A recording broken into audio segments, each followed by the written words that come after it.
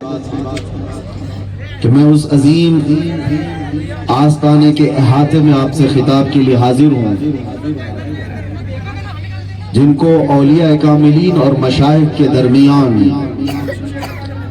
لاڈلے مشائخ کے نام سے موسوم کیا گیا اور یاد کیا گیا، اور یہ انصار صحابہ کی آل سے آیا ہوا وہ آستانہ ہے کہ علن شریف کے متعلق برسوں سے ہم سنتے تو آئے۔ گلبرگہ شریف کے پڑوس میں ایک ایسا شہر ہے جو قطب دکن سیدی بندہ نواز گیسو دراز رحمت اللہ تعالی علیہ کے ہم عصر اولیاء کاملین میں سے ایک ولی کامل اور قطب کامل کی آرامگاہ ہے۔ یہاں آنے کے بعد اب احساس بھی ہوا کہ علن شریف میں اور گلبرگہ شریف میں زیادہ فرق آج بھی نہیں ہے۔ وجہ یہ ہے کہ یہ نسبتوں والے لوگ ہیں، اور میں پڑھ رہا تھا حضرت لاڈلے مشائخ رحمت اللہ تعالی علیہ کے متعلق۔ میرے عزیزو، جو یہ لقب ہے نا لاڈلے، مشائخ اولیاء کاملین کی درمیان محبت سے پکارا ہوا لقب ہے، لیکن اس کو ہلکے میں نہ لیں۔ جو لاڈلا ہوتا ہے وہ اپنی بات منوا کے رہتا ہے، اور اسی لیے آپ بے فکر یہاں پر جئیں، کوئی آپ کا بال بیکا نہیں کر سکتا انشاءاللہ۔ مصیبتیں تو آئیں گی، تکالیف تو آئیں گی، اور یہ بھی میں آپ کو بتاتا ہوں کہ جو زیادہ لاڈلا ہوتا ہے وہی آزمایا بھی زیادہ جاتا ہے۔ زیادہ لاڈلا ہوگا تو وہ آزمایا بھی جاتا ہے۔ اس آستانے کے قرب و جوار میں رہنے والے خوش عقیدہ سنی مسلمانوں، اللہ تبارک و تعالیٰ نے اگر دین کی خدمت کے لیے یا اپنے حبیب کی عزت کی حفاظت کے لیے یا اولیاء کے آستانوں کی حفاظت کے لیے تمہیں منتخب فرمایا ہے تو یہ جو بھی حالات ہیں میں جانتا ہوں اچھی طرح سے۔ علن شریف کے متعلق غیور مسلمانوں نے بڑی تکالیف بھی یہاں پر اٹھائی ہیں، مصائب بھی اٹھائے، لیکن یہ ساری مصیبتیں ایسی ہیں جس کو ہم کہتے ہیں اور ہمارے سے مشہور بھی ہے، یہ ساری چیزیں امت مسلمہ کے لیے ایسی ہیں کچھ دیر کی خاموشی ہے۔ میں آگے نہیں کہہ رہا ہوں، خامخواہ آپ لوگ جوش میں آ جاتے ہو، میں تو صرف اتنی بات کر رہا ہوں۔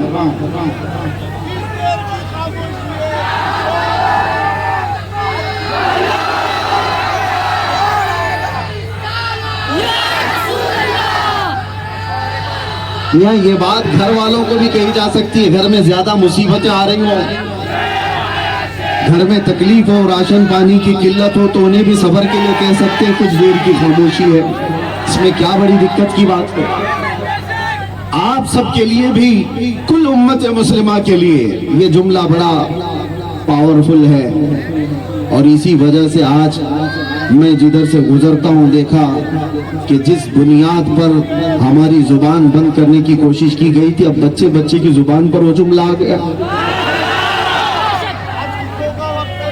میں نے تو یہ دیکھا ہے میرے عزیزوں، اللہ تبارک و تعالی اس کا یہ دستور ہے، جہاں سے اس کے دین کو دبانے کی کوشش کرتے وہیں قوت سے اللہ اس دین کو ابھارتا ہے، وہیں سے ابھرتا ہے دین۔ بہت سارے ایسے علاقے ہم نے دیکھے جہاں پر بھی اسلام اور سنیت کو دبانے اور ختم کرنے کی ناپاک کوششیں ہوئی ہیں، رب تبارک و تعالیٰ وہیں سے جیالوں کو پیدا بھی کرتا ہے۔ ہمیں پتہ نہیں تھا جیل کیا ہوتی ہے، سلاخی کیا ہوتی ہے، قید کیا ہوتی ہے، ایک الگ سے تصور بھرا ہوا تھا کہ کرمنل لوگ اپنے اپنے سزائیں کاٹ رہے ہوتے ہیں، لیکن مجھے یہ نہیں پتا تھا کہ جس وقت مجھے لے کر کے سنتری اندر جا رہے ہوں، بے رکوں میں موجود قیدی مجھے دیکھ کر کے ہی پکارنے لگے، مولانا آ گئے، کچھ دیر کی خاموشی ہے۔ میں سوچتا رہا کہ ان کو کس نے بتایا، ان کو کس نے بتایا؟ باہر ابھی ہلہ چل رہا ہے، باہر ابھی سب شور و غوغا ہے، ہمارے پاس تو موبائل بھی نہیں، ان کے پاس بھی نہیں۔ میں نے سوچا کہ ان کو کون بتایا، ہم تو ویسے ہی نروس اندر جا رہے تھے بھوکے اور پیاسے، لیکن بعد میں یہ احساس ہوا کہ جہاں سے تم دبانے کی کوشش کرتے ہو اللہ وہیں سے ابھارتا بھی ہے۔ عزیزان گرامی وقار، یہ دین اسلام جس سے آپ وابستہ ہیں، ہر زمانے میں اس پر قربانیاں دی گئی ہیں اور دی جاتی رہیں گی۔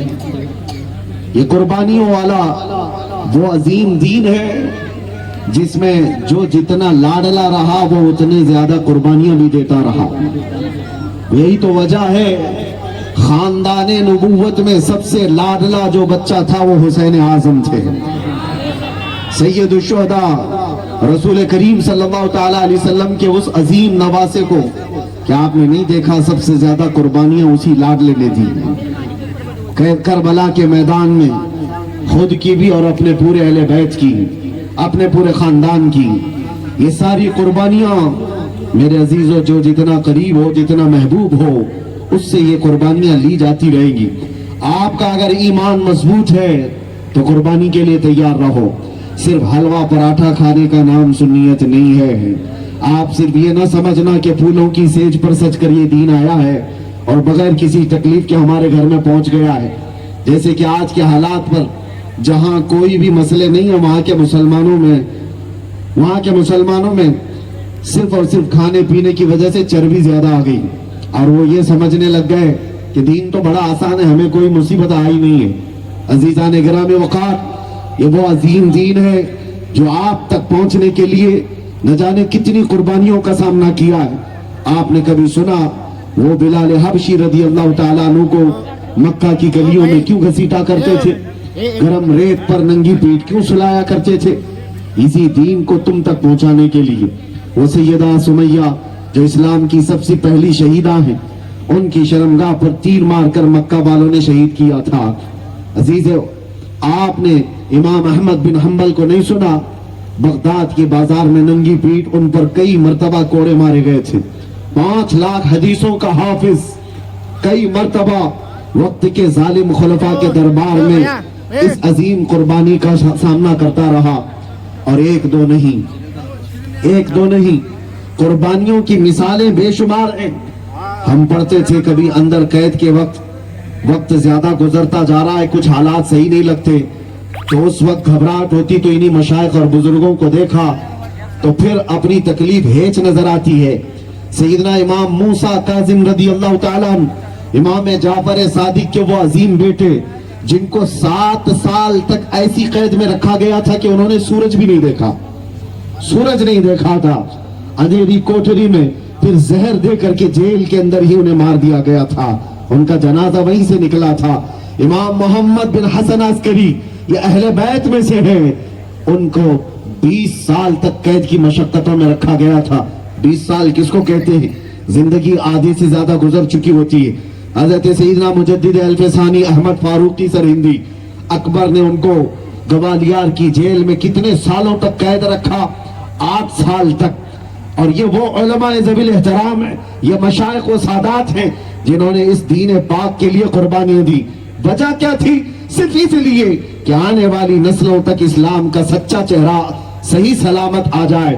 آج جو تمہارے سروں پر ٹوپیاں ہیں، جو تمہارے چہروں پر داڑیاں ہیں، یا یہ بلند و بالا مینارے نظر آتے ہیں، مسجدوں کی رونقیں ہیں، یہ ہماری ممبروں اور محفلوں کی رونقیں ہیں، یہ صرف اور صرف آج کے پیسے والوں اور سیٹھوں کی مدد کی وجہ سے نہیں۔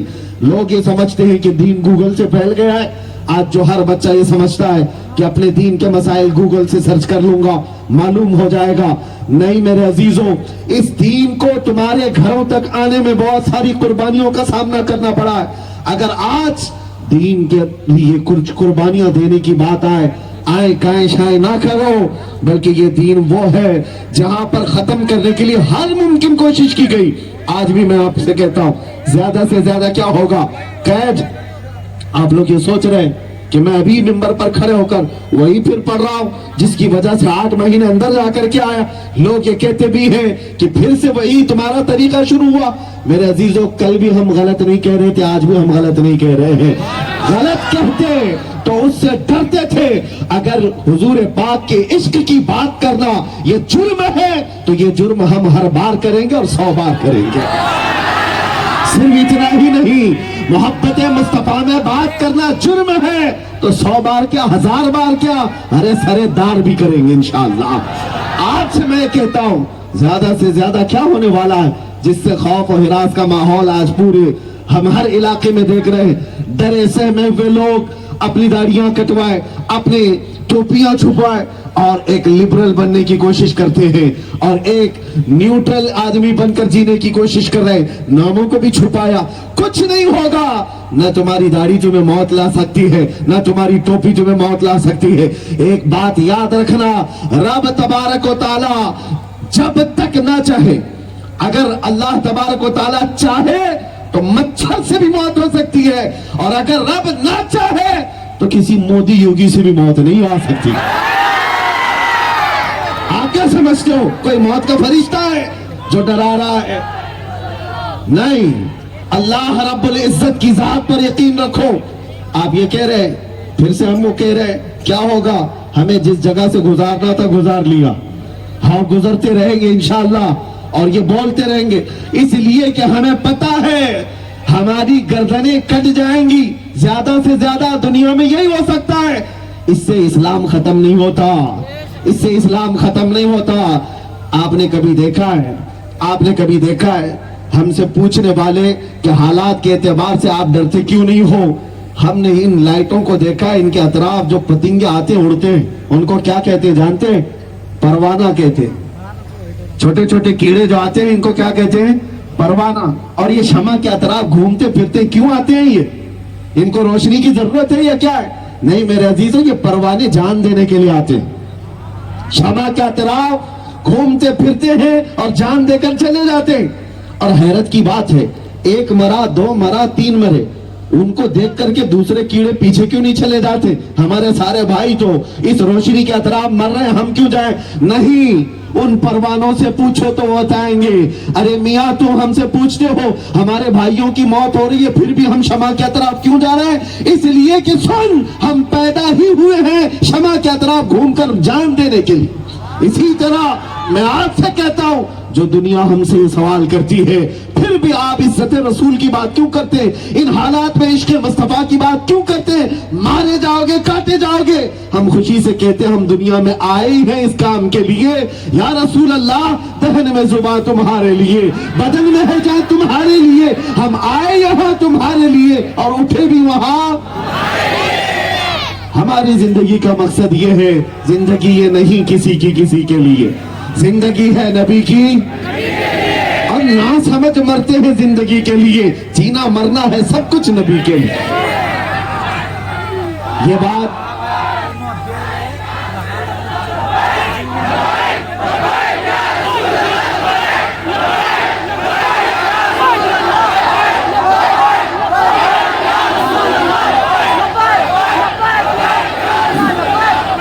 اب بات آ گئی ہے, ہم جس آستانے کے پاس ہیں انصار صحابہ کی آل میں سے وہ بزرگ آتے ہیں جن کے اور اس کی تقریبات کے موقع پر ہم حاضر ہیں. حضرت لاڈلے مشائخ رحمۃ اللہ تعالی علیہ کے متعلق اب بات آئی ہے تو میں ایک بات عرض کر دوں کہ آج جو لوگ یہ کہتے ہیں کہ تمہارے پاس بچا کیا ہے, کچھ نہیں بچا. غربت ایسی آ گئی ہے کہ لوگ تھوڑے تھوڑے پیسوں کے لیے اپنی پارٹیاں بدل رہے ہیں, جماعتیں بدل جا رہے ہیں. تو یہ جو حالات ہیں اس کے لیے انصار صحابہ کی ایک مثال میں آپ کو بتا دوں. سنی مسلمانوں, ہم غریب ہی صحیح, ہمارے حالات بہت پیچیدہ ہی صحیح, اس لیے کہ مجھے کبھی کبھار جلسوں میں جانے کے وقت لوگ جو پہلے سے کہتے ہیں کہ حضرت یہاں یہ معاملات ہے یہ معاملات ہے, سن سن کر کے میں سوچتا ہوں کس معاملے میں بات کریں. اخلاق میں بگاڑ, لڑکیوں کی بے پردگی, نشہ کا عام ہونا, بے حیائی, गुनाहों के अड्डों पर रात दिन गुजर बसर, इंटरनेट की बला ने नौजवानों के दीन का तो कत्ल कर दिया है। इनकी आंखों से हयात खत्म होने को आ गई। बहुत सारे मसाइल हैं, किस किस पर बात करें समझ नहीं आता, तो फिर हम घूम फिर करके आते हैं, सबका इलाज एक ही है, एक ही है, कौन कौन सी बुराई का जिक्र करें और इनका सद्देबाप करने की हम कोशिश करें। हम बिखरे हुए हैं, टूटे हुए हैं, ये बात सही है, लेकिन फिर भी एक बात दिल में ये आती है कि हम इतने ही टूटे बिखरे हुए हैं, ये जमात इसका कोई कायद ही नहीं रह गया, ये बेकायद के बेपरचम के तितर बितर है, बिखरी हुई है, इतनी ही बिखरी हुई है, इतनी ही टूटी हुई है, इतनी बैकवर्ड है। तो फिर मैं कभी कभार सोचता हूं ये 24 घंटे फिर मीडिया हम पर भोंकती क्यों है, क्यों भोंकती है? अगर हम कुछ नहीं है तो खातिर में ही नहीं लाना चाहिए। जिनके वजूद का कोई मतलब ही नहीं हो तो वो तो जिक्र के भी लायक नहीं होना चाहिए। लेकिन जिस चैनल को भी खोल के देखो, हमारी दाढ़ी हमारी टोपी, हमारा बुर्का हमारी मस्जिद, मीनार कभी गुंबद कभी कुरान कभी हदीस, यही सारी चीजें निशाने पर क्यों है? फिर हमें एहसास होता है ये बात गलत फैलाई गई है कि हम कुछ नहीं है, ये बात गलत फैलाई गई और हमको डर और सहम के रहने के लिए बात फैलाई गई है कि तुम टूटे बिखरे हुए हो, बैकवर्ड हो। हालात तो बता रहे हैं कि हम टूटे बिखरे हुए हैं, लेकिन ये कुत्ते भौंक करके तो बता रहे नहीं टूटे बिखरे हुए नहीं हो। वजह यह है कि फिर बात समझ में आती है, इकबाल ने जो कहा था, कुछ बात तो है कि मिटती नहीं हस्ती हमारी, कुछ बात तो है कि मिटती नहीं हस्ती हमारी, सदियों रहा है दुश्मन दौरे ज़मा हमारा, यूनान और मिस्र और रोमा सब मिट गए जहां से, बाकी मगर है अब तक नामो नशा हमारा, और तौहीद की अमानत सीनों में है हमारे, इश्क रसूल की अमानत सीनों में है हमारे, आसान नहीं मिटाना नामो निशा हमारा। अब जो बात मैं कहने जा रहा था अंसार साहबा की, आप नारे में ही वक्त पूरा खत्म कर देंगे, तवज्जो से मेरी बातें सुने, तवज्जो से सुने।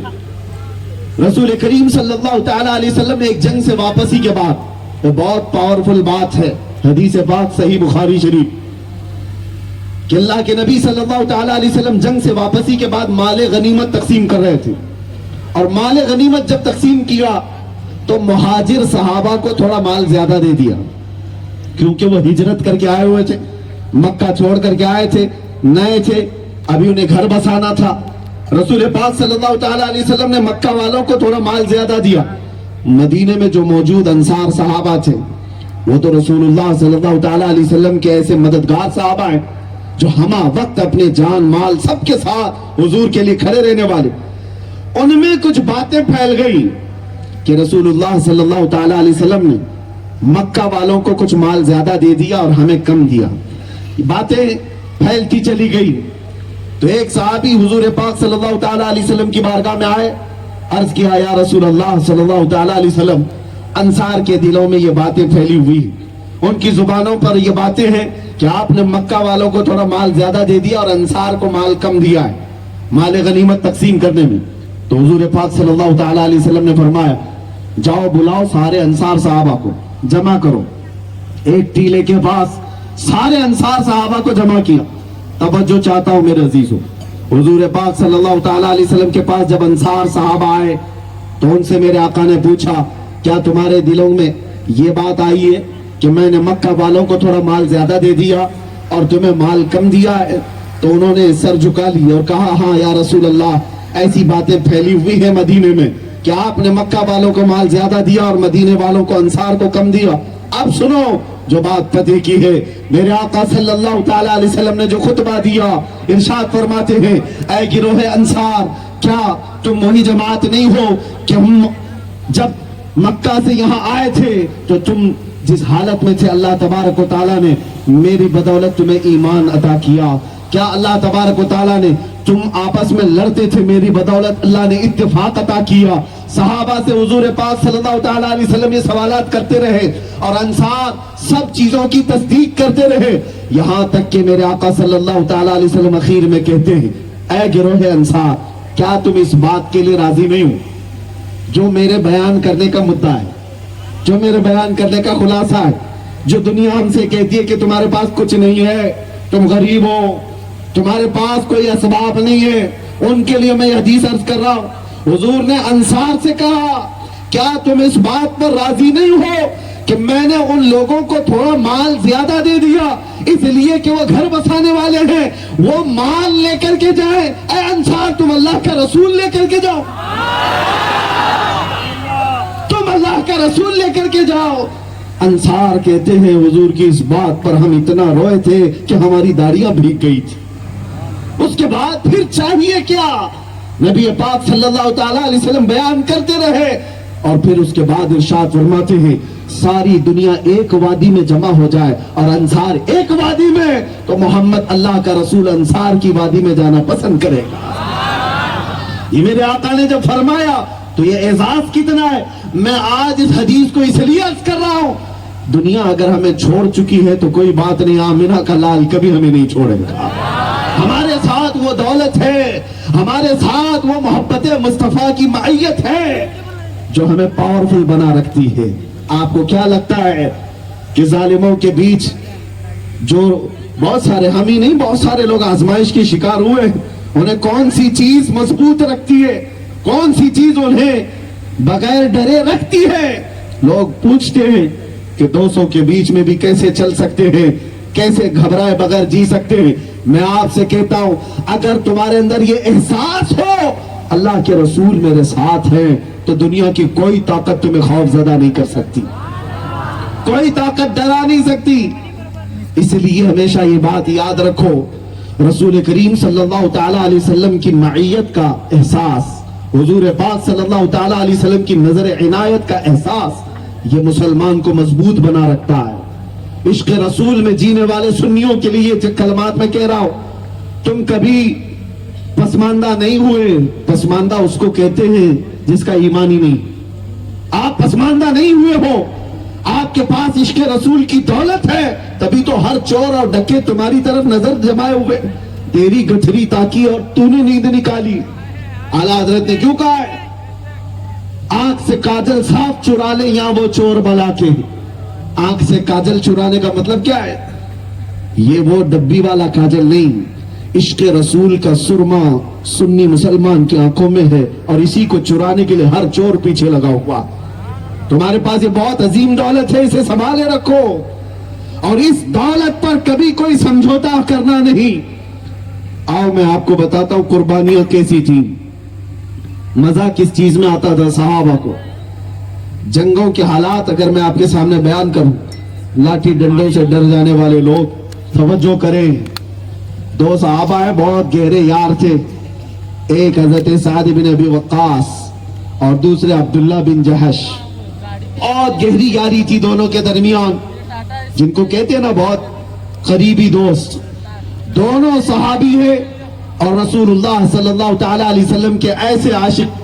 سنیے, احد کی جنگ کل ہونے والی, میدان میں تیاریاں ہیں, کفار مکہ اپنی ایک بڑی فوج کے ساتھ مدینے پر حملہ آور ہیں. اگر ایسے حالات پیش آ جائیں تو لوگوں کی بے چینی بڑھ جاتی ہے. آج آپ کیا سمجھ رہے ہیں کہ اگر تھوڑے بہت آپ کے گھروں کے اطراف کرفیو لگ جائے تو پھر حالات کیسے ہو جاتے ہیں؟ توجہ کریں, آپ امیجن کریں, سوچیں کیسی بے چینی اور بے قراری بڑھ جاتی. وہ مدینے والے کل جنگ ہونے والی ہے, ان کی بے چینی اور بے قراری نہیں. سعد بن ابی وقاص اور عبداللہ بن جہش مصلی بچھاتے ہیں اور دونوں کہتے ہیں ہم دونوں دعا کریں گے, پہلے میں دعا کروں گا تو آمین کہنا اور پھر تم دعا کرنا میں آمین کہوں گا. دونوں دعائیں سننا, دونوں دوستوں کی دعائیں. حضرت سعد بن ابی وقاص پہلے مصلی پر بیٹھ گئے اور بارگاہ رب العزت میں دعا کرنے لگے, یا رب العالمین یا اکرم الاکرمین, تیرے حبیب پاک صلی اللہ تعالی علیہ وسلم کی معیت میں کل میدان میں اگر اترنا ہوا, دشمنوں سے ہمارا مقابلہ ہوا, تو اے اللہ تیرے اس ساعت کی خواہش ہے کہ میرا مقابلہ سب سے بڑے پہلوان سے ہو جائے. یہ نہیں کہ چھوٹی موٹی بات کر کے بھاگ جاؤں, مقابلہ سب سے بڑے پہلوان سے ہو, جو دشمنوں کا سب سے بڑا پہلوان ہو, اس سے میں مقابلہ کروں. خواہش تو دیکھیں, لوگ بھاگنے کی کوشش کرتے ہیں اور یہاں بھیڑنے کی بات ہے. اگر دشمنوں کی فوج سے کوئی بڑا پہلوان آئے تو اللہ سعد کی یہ خواہش ہے کہ اس سے مقابلہ ہو، کبھی میں اس کو دائیں سے ماروں، کبھی بائیں سے ماروں، کبھی آگے سے، کبھی پیچھے سے، پھر گرا کر سینے پر کھڑا ہو جاؤ اور پھر تیرے کلمے کی بلندی کا اعلان کروں۔ حضرت عبداللہ بن جہش کہتے آمین آمین آمین۔ دعا ہو گئی۔ سعد ابن ابی وقاص نے کہا عبداللہ اب تم دعا کرو۔ سنو میرے عزیز و انصار صحابہ کی دعائیں۔ عبداللہ بن جہش کہتے ہیں یا اللہ اے رب کریم، تیرے اس عبداللہ بن جہش کی خواہش ہے کل میدان جنگ میں اگر اترنا ہوا، دشمنوں سے مقابلہ ہوا تو عبداللہ بن جہش محبت مصطفیٰ میں دشمنوں کی صفوں میں چیرتا ہوا اندر چلا جائے اور پھر تیری محبت میں لوگ اس کو گھیر لیں، کبھی اس کو دائیں سے مارے، کبھی بائیں سے مارے، کبھی سامنے سے مارے، کبھی پیچھے سے مارے، اور عشق مصطفیٰ میں ہر زخم کو کھاتا رہو اور تیرے کلمے کی بلندی کا اعلان کر کے دنیا سے جاؤ۔ دونوں کی خواہشیں الگ الگ اور گہری دوستی ہے، دونوں کی بڑی گہری دوستی ہے۔ سنو دوسرا دن آیا، احد کا میدان بڑا صبر آزما میدان ہے۔ یہ وہ جنگ ہے جس میں 70 صحابہ کی جانیں گئی تھی۔ رسول پاک صلی اللہ تعالیٰ علیہ وسلم کے دندان مبارک اسی جنگ میں شہید ہوئے تھے۔ وہی جنگ ہے جس میں حضرت امیر حمزہ کا کلیجہ چبایا گیا تھا سینہ چیر کر۔ یہ وہ بڑی سخت جنگ تھی۔ اس جنگ کے میدان میں گھماسان کی جنگ ہوئی، شام کا وقت ہوا۔ صحابہ بیان کرتے ہیں دونوں کی دعاؤں جو ایک رات پہلے ہوئی تھی، صحابہ دیکھ رہے حضرت سعد ابن ابی وقاص لڑتے ہوئے جنہوں نے پہلے دعا کی تھی، دشمنوں کے بیچ آئے۔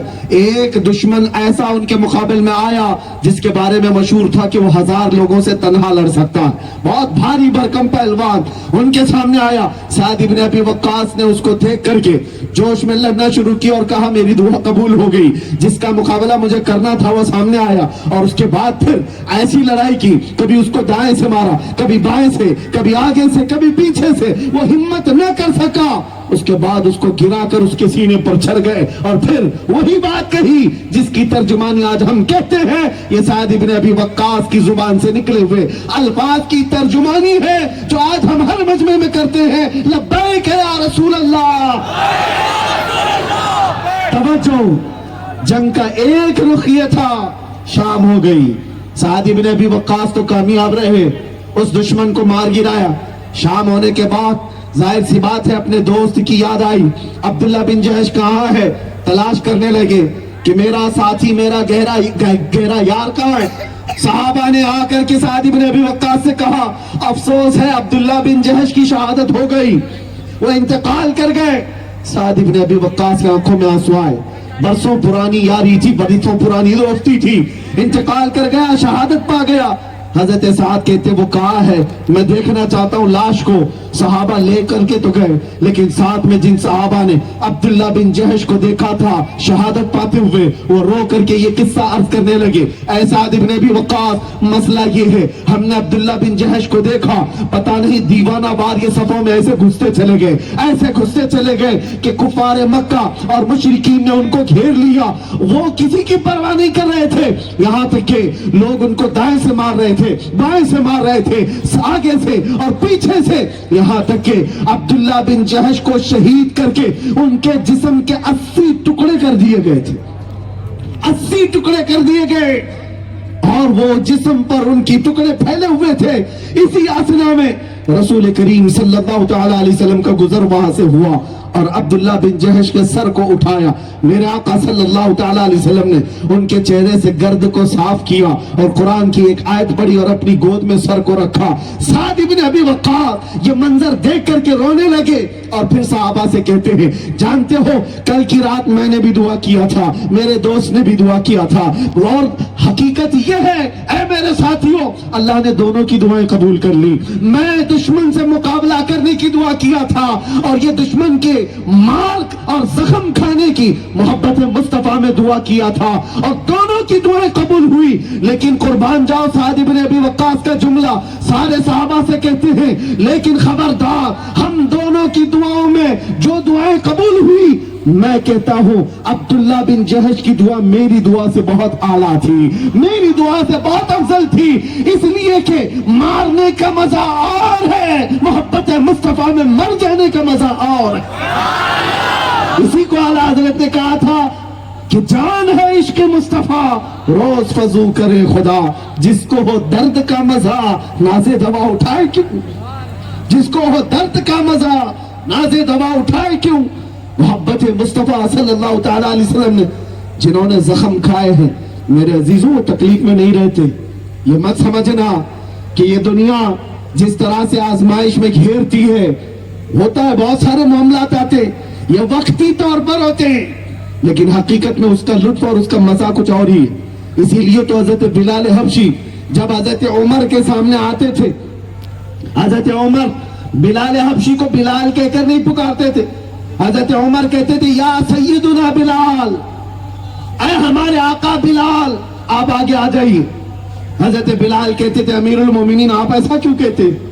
حضرت بلال کو جب یہ بات حضرت عمر کہتے تو حضرت بلال کہتے امیر المومنین آپ مجھے ایسا نہ کہا کریں۔ حضرت عمر کھڑے ہوتے اور کہتے ہیں بلال جو محبت مصطفیٰ میں تم نے زخم کھائے ہیں، جو تمہاری پیٹھ پر داغ ہے، ذرا وہ جبہ اٹھاؤ ہمیں وہ چومنے کا دل کرتا ہے۔ عزیزان گرامی، جو حضور پاک صلی اللہ تعالیٰ علیہ وسلم کی محبت میں زخم کھائے یا مصیبتوں کو انہوں نے گلے لگایا ہے، وہ ہمیشہ تکلیف میں نہیں رہتے، اس تکلیف کا مزہ کچھ اور ہوتا ہے، اس تکلیف کا مزہ کچھ اور ہوتا ہے، جس کو اقبال نے کہا ہے کہ دو عالم سے کرتی ہے بیگانہ دل کو، عجب چیز ہے لذت آشنائی۔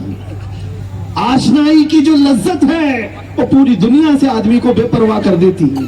کون کیا کہہ رہا ہے اس سے بھی اسے کوئی غرض نہیں، کون کیسے تانے مار رہا ہے، کون کہاں سے گھسیٹ رہا ہے، کون اس کو درے مار رہا ہے، اس سے اس عاشق رسول کو کوئی پرواہ نہیں، وہ تو صرف اتنا ہی دیکھتا ہے۔